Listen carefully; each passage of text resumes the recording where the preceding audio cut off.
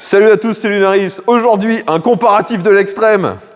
Une clé à choc de chez Parkside, donc vendue chez Lidl, qui coûte 80 € contre une Milwaukee qui vaut 600 €.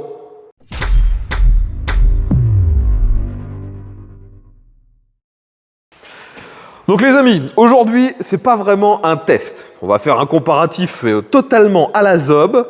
Aujourd'hui, finalement, je vous explique. On est dans une situation où, sur ce véhicule, il y a un truc qui ne veut pas se desserrer.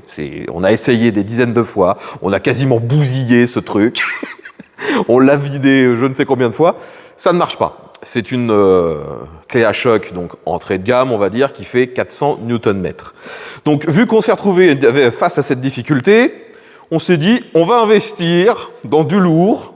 Là, on est quasiment sur ce qui se fait de mieux, de plus cher, de plus haut de gamme dans les clés à choc.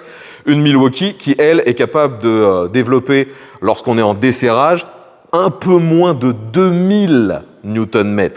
Donc, on n'est pas du tout sur la même échelle, 400, 2000. Donc, on va voir ce que ça donne. Et puis voilà, mais ne vous attendez pas vraiment à un test hyper poussé avec des capteurs, ce genre de truc. Non, ça va juste être, est-ce que ça dessert, oui ou non. D'ailleurs, aujourd'hui, je ne suis pas seul. Je suis avec mon acolyte de toutes les galères. Bonjour. Donc voici Benjamin qui va s'atteler à nous montrer si ça fonctionne bien. Moi, je vais me remettre derrière la caméra. Alors, avant qu'on vous montre tout de suite le résultat, je vais quand même vous faire une petite présentation des deux produits, vu que celui-là est tout neuf, était dans une jolie boîte. Donc, je vous montre ça. On se retrouve juste après. Donc les amis, je vais prendre quelques minutes pour vous montrer quand même le contenu de cette Milwaukee M18 Fuel. Donc on a déjà quelques infos, on nous donne le contenu, donc on a bien sûr la clé à choc, on a 2 batteries, un chargeur et la boîte que vous voyez. Et là on a quelques infos concernant les différentes caractéristiques. Donc si je comprends bien, en mode 1, on a 350 tours par minute et donc on a jusqu'à 130 Nm. En mode 2, 400 Nm et ça monte jusqu'à 1400 tours par minute.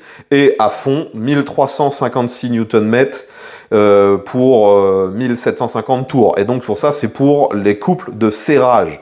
Et en couple de desserrage, on est à 1898 Nm. Enfin voilà quoi. Et puis sachez que on a ce petit logo parce qu'en fait c'est reliable à une application afin de savoir par exemple où vous avez mis le matériel afin de le retrouver. Donc on a une belle boîte siglée Milwaukee Fuel. Je l'ouvre. On a bien sûr manuel dans 46 langues qui vous apprend pas grand chose. Un chargeur rapide et pour l'avoir déjà testé, une batterie comme celle-ci, eh bien, même si elle est vide, il faut à peine 10 minutes, un quart d'heure grand max pour qu'elle soit chargée au max. Donc on a un petit indice de charge, ce sont des batteries lithium avec une capacité de 5 ampères-heure. Donc c'est vraiment fait spécifiquement pour ce modèle. On pouvait s'y attendre. Donc ça se range comme ceci. On a une petite attache si on veut mettre le matériel à la ceinture. Et puis, bon, je peux vous présenter rapidement le chargeur. Le chargeur, donc, vous mettez vos batteries, hop, comme ceci. C'est ultra simple. Et puis, ensuite, vous avez un deuxième emplacement pour les autres batteries du matériel un peu plus petit vendu chez Milwaukee. Et puis voilà. Maintenant, on va sortir le mastodonte. Et franchement, elle est super grosse, elle est super lourde. Donc on a de nouveau la même batterie. Vous voyez, donc on a une texture un peu caoutchouc qui donne un très bon grip, une bonne adhérence.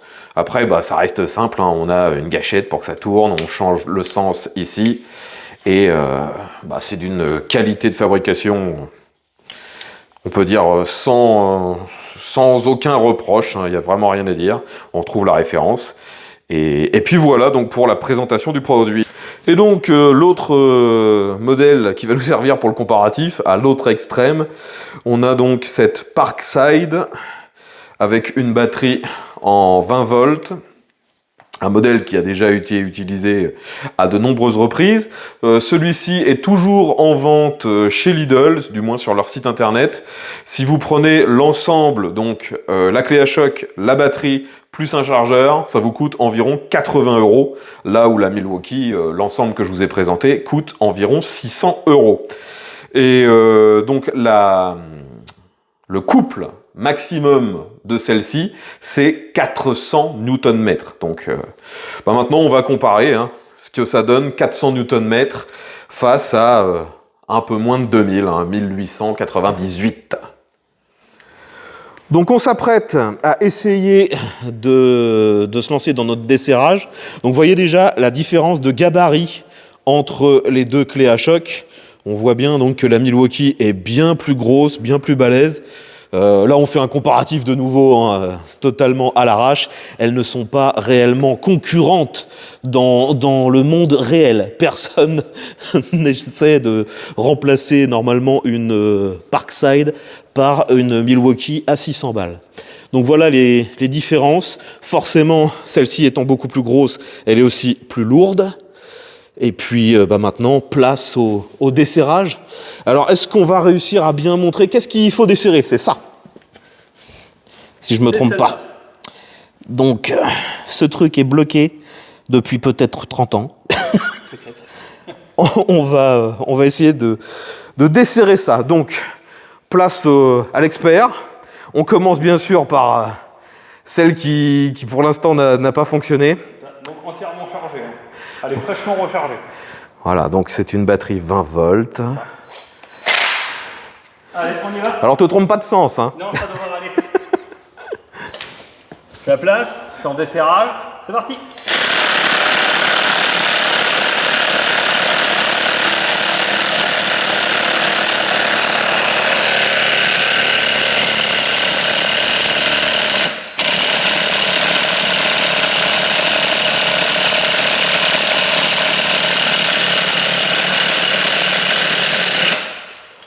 Bon, ça ne bouge pas d'un micromètre. Rien du tout. Il n'y a même pas un peu de jeu, il n'y a rien.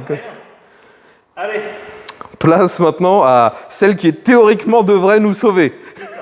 Vous voulez que j'arrive à mettre la douche? Voilà. Donc elle, c'est pareil. Normalement, elle est rechargée au maximum. Donc oui, j'avais oublié de le préciser, mais donc l'empreinte, c'est la même. C'est ça, c'est du 1,5. Un demi-pouce.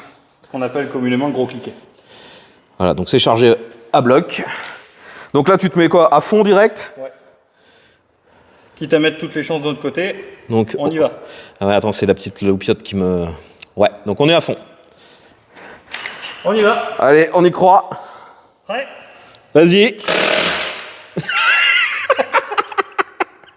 Bon, donc le verdict en une demi-seconde. Voilà. En sachant qu'avant la vidéo, on est d'accord, j'ai mis une bonne heure avec celle-ci, la pauvre elle n'en pouvait plus. C'est ça. En chauffant, etc. Ça ne bougeait, mais alors pas du tout. C'est ça. On a tellement chauffé que regardez ce qu'il a fait de mon pauvre décapeur thermique. Il a un petit peu roussi. Il est complètement défoncé. Donc oui, on lui a chauffé la goule. C'était le retour de chaleur quand je chauffais l'écrou qui a fait fondre le plastique. Et donc voilà.